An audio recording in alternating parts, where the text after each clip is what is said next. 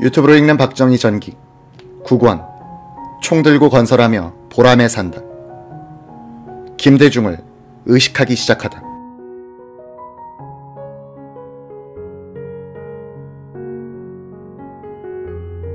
(1967년) 제6대 대통령 선거에서 공화당 측은 선전 방법의 근대화와 야당의 도발에 말려들지 않는 데 역점을 두었다. 박정희 대통령 후보는 여당 현직 후보로서 초연한 태도를 취하기 위해 야당 후보의 거명을 삼가하고 지방 공약은 일절 거부했다. 그는 지역감정이나 계급의식을 자극하지 않는 대신 국가의식과 민족의식을 강조했다. 1967년 4월 18일 전주에서 2차 유세를 가진 박정희 공화당 대통령 후보는 유머와 비유를 많이 사용했다. 박 후보는 경제성장과 관련해서 우리들이 목포에서 서울까지 가는 여행자라고 친다면 이미 끝난 제1차 5개년 계획은 1위에 도착한 정도이며 제2차 5개년 계획이 끝날 때에는 천안에 닿을 것이고 제3차 5개년 계획이 끝날 때야 비로소 한강을 넘어 서울에 도착하게 되는 것이라고 말했다. 그는 자신의 경제건설 청사진을 밝히면서 이러한 일을 거짓말과 소란만 떠는 야당에 맡겨 잘 해나갈 것이라고 생각하는 분이 있으면 아무 생각 말고 야당의 표를 찍으시오.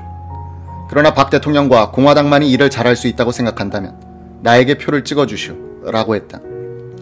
이날 오후 박정희 후보는 다음날 광주 유세에서 김종필 당의장과 합류하기 위해 광주로 떠나려다가 비가 쏟아져 서울로 향했다.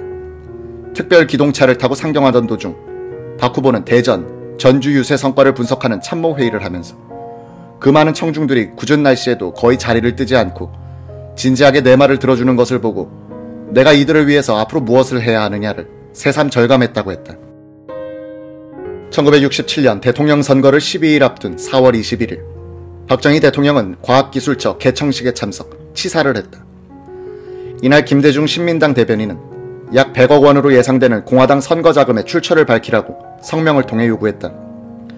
김 대변인은 대통령 선거운동비가 규정에 따라 2억 8천만 원으로 제한되고 있는데 공화당은 그 몇십 배를 사용하고 있다고 주장했다.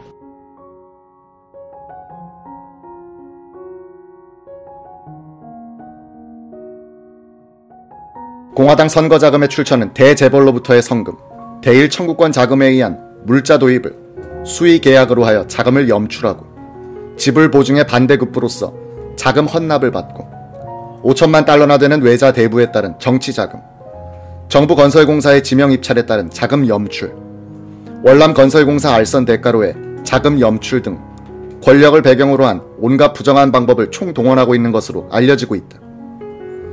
박 대통령은 국회에서 내가 발언을 할 때면 청와대에서 인터폰을 통해 나의 발언을 듣고는 나의 질문에 답변하지 못한 강요를 불러들여 호통을 쳤다. 그리고 1967년 국회의원 선거가 시작되기 직전에 박 대통령은 김대중을 무슨 일이 있더라도 국회의원 선거에서 낙선시키도록 하라고 관계기관에 강력하게 지시했다. 뿐만 아니라 중앙정보부 간부라든가 내무부 장관 등과 식사를 하게 될 때면 그런 때 여당 후보자 10명이나 20명 정도가 떨어지는 건 상관없으니 어쨌든 김대중이 당선되지 않도록 전력을 기울이도록 하라고 지시한 것으로 알려졌다. 익명을 요구하는 당시 공화당 의원은 이런 설명을 했다. 국회에서 김대중 의원은 말을 참 잘했습니다. 그냥 잘한 것이 아니라 구체적인 숫자를 동원해가며 항목까지 세세하게 나열했어요. 상고 출신이어서 예결산안 등에 밝았던 겁니다. 청와대 집무실에서 연결된 스피커로 의원들의 발언을 라디오처럼 들으며 집무하던 박 대통령에게는 이런 김 의원의 논리가 몹시 귀에 거슬리곤 했던 게 사실입니다. 김 의원의 연설 내용은 일부 사실을 이용해 전체를 표현하는 때가 종종 있었습니다. 이럴 때 어떤 방법으로든 사실이 아니라고 국민을 설득하기란 난망할 때가 많지 않습니까? 결국 감정으로 남게 되는 겁니다. 하여간 그 무렵 박 대통령은 김대중 의원을 곱게 보지 않았습니다. 그냥 놔뒀다가는 호랑이로 키우겠구나 하는 생각을 분명히 했을 겁니다. 더 이상은 말하기 곤란합니다. 아직 공개되지 않은 박 대통령의 빅망록을 읽어본 한 인사는 이런 증언을 해줬다. 1971년 대선 무렵 박 대통령의 비망록에는 김대중이 나쁜 X, 예비군을 폐지하라고 하다니 라는 대목이 있었습니다.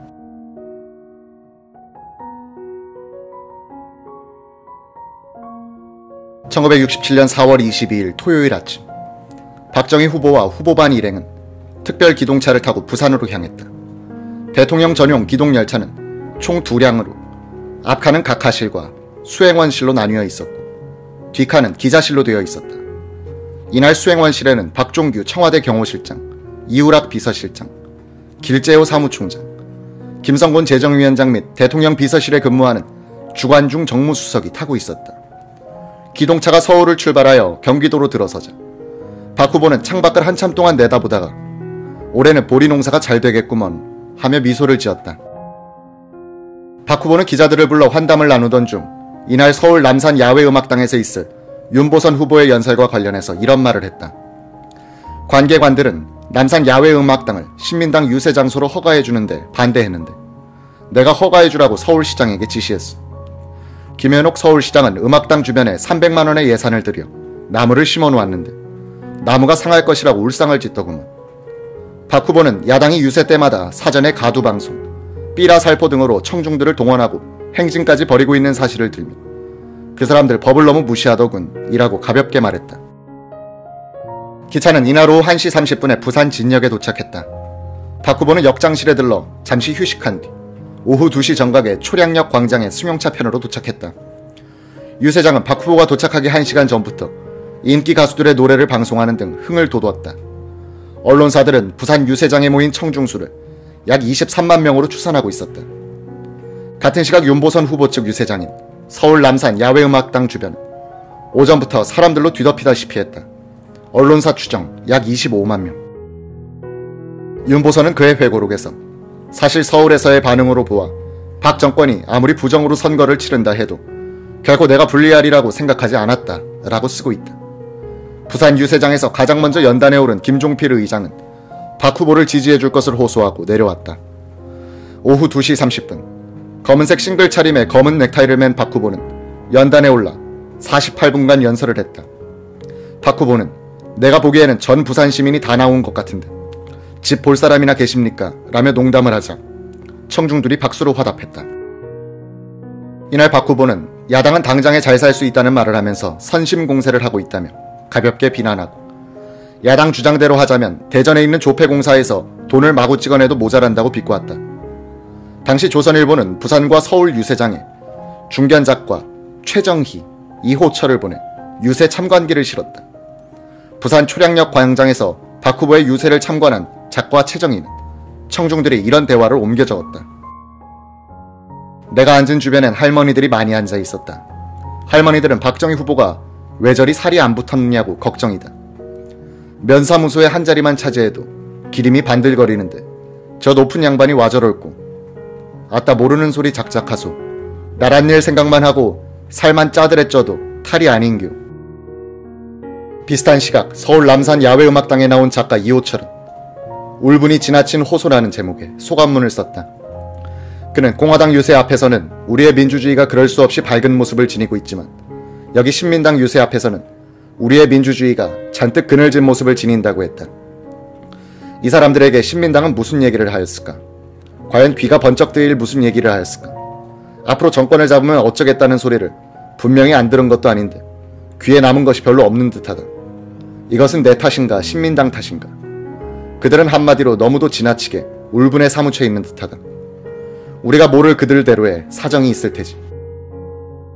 4월 22일 부산 유세를 마친 박정희 후보는 해운대 극동호텔에서 묵으며 참모들과 회합을 가졌다. 참모들이 청중이 50만 명은 모였는데 신문들이 절반 이하로 보는 것 같습니다 라고 불만스럽게 말하자 박정희는 그만하면 어떻소? 아프리카에 가면 그만한 인구의 독립국가도 있는데 라며 달랬다. 4월 23일 일요일 오후 1시 30분 박정희 후보는 특별 기동차 편으로 대구에 도착했다.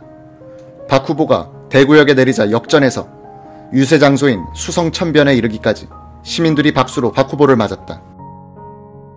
이날 아침 유경수는 대전 유세에 이어 두 번째로 대구 유세장에 참석하기 위해 여객기 편으로 대구에 도착해 있다가 유세장에서 박 후보와 만나 나란히 본부석에 앉았다. 김종필 당의장, 이호상 국회의장, 안상호 씨 등이 지지 유세를 위해 동석했다. 이날 대구 수성천변에는 역대 최대 청중인 약 30만 명이 모여들었다. 오후 2시 40분에 연단에 오른 박 후보는 1시간 10분 동안 연설하면서 1975년까지는 반드시 근대화를 완성할 것이라고 한 뒤 야당은 거짓말, 생떼, 중상모략을 하는데 세계에서 둘째가라면 서러워한다고 했다.